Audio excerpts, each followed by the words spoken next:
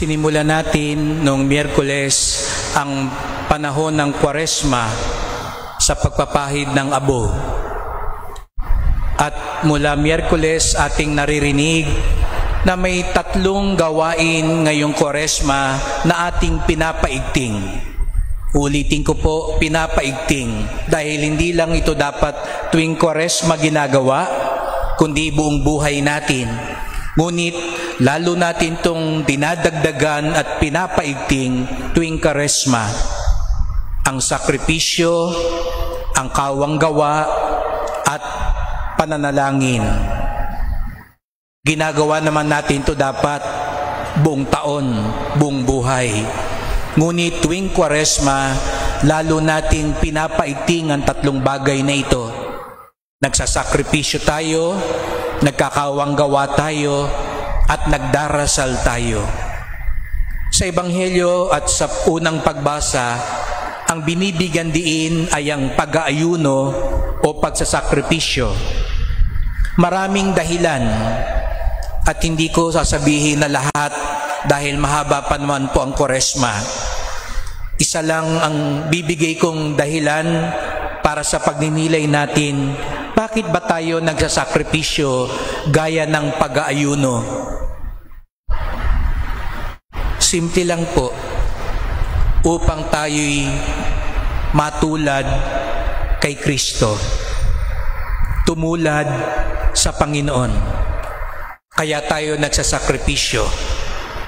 Ngunit mga kapatid, may malalim na pakahulugan ang sabihing tularan si Kristo. Pasensya na po kayo kung sa mga unang araw at unang buwan ko, lagi nyo maririnig sa akin ng Quiapo. Unang Biyernes ngayon. At sa mga ganitong oras, buhos ang mga deboto ng Poong Nazareno. At marami sa kanila nagsasakripisyo.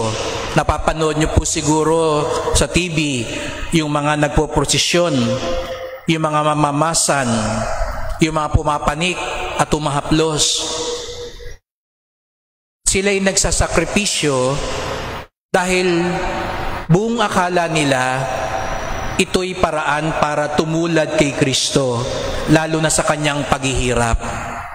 Ngunit lagi ko pong pinapaalala sa kanila, hindi yung paghihirap lamang ang tinutularan natin kay Kristo. Hindi yun ang talagang nais ng Panginoon. Tularan lang ang kanyang paghihirap. Ang paghihirap ay bunga ng mas malalim na dahilan. At ano yung dahilan pong yun? Pag-ibig. Kaya siya nahirapan dahil umibig siya sa atin.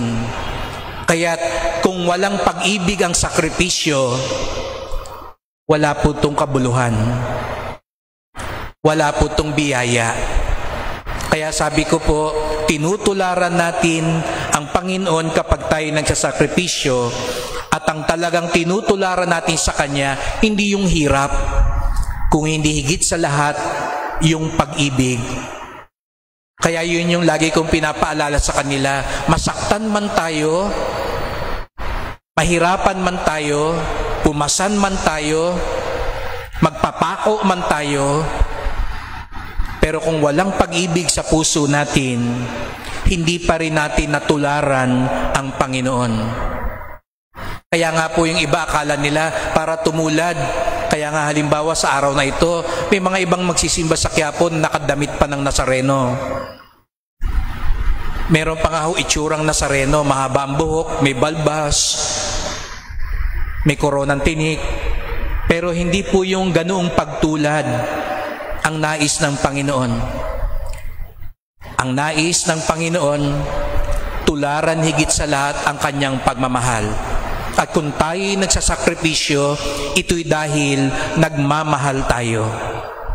Kaya kung ngayong Kwaresma, ang sakripisyo natin, sabihin natin, hindi muna ako magkakape, hindi ako magsisigarilyo, hindi ako kakain ng karne.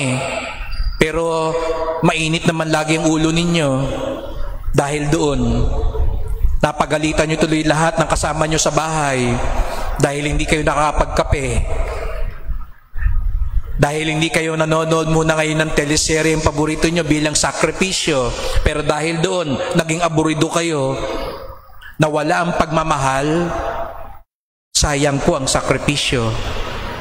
Sapagkat ang sakripisyo, tinutulungan tayong tularan ng Panginoon sa kanyang pagmamahal. Kaya nga't sa unang pagbasa, sinabi sa atin, aanin ko ang inyong pag-aayuno kung alipusta nyo pa rin ang mga mahihirap. Aanin ko ang inyong pagsakripisyo kung nandaraya pa rin kayo. Aanin ko ang inyong pag-aalay kung hindi nagbabago ang inyong buhay. Sapagkat, gaya ng sabi ko nga po, ginagawa natin ang mga ito ngayong Kwaresma upang lalong maging katulad ni Jesus. At ano ang dapat natin lalong tularan kay Jesus? Ang kanyang pag-ibig. Kaya't sa pagpapatuloy ng misang ito po yung ating pagdasal. Hindi lang madagdagan ng ating pagdarasal ngayong Kwaresma. Hindi lang madagdagan ang ating kawang gawa ngayong Kwaresma. Hindi lang madagdagan ang ating pagsasakripisyo at pagdarasal ngayong Kwaresma.